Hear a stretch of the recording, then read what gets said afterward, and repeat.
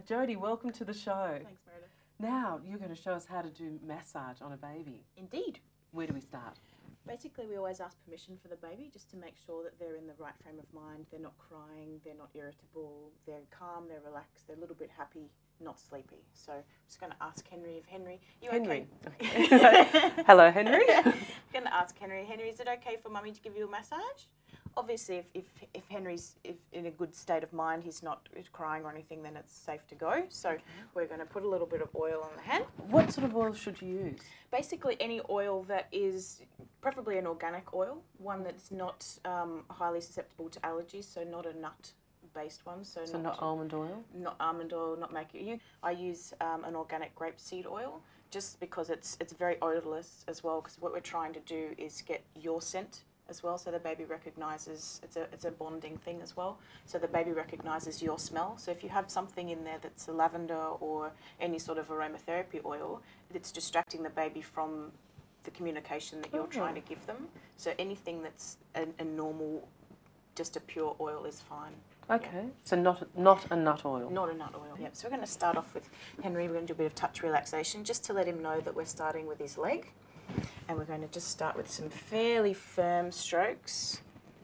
He'll actually tell me if it's too hard or too soft. He'll wriggle away. Okay, he'll wriggle or he'll cry. Yeah. Or okay. He'll look at me in a different way and squint his face up. So it's upward strokes. Upward strokes to start with. We actually usually start off with the leg just to get the circulation going towards the heart.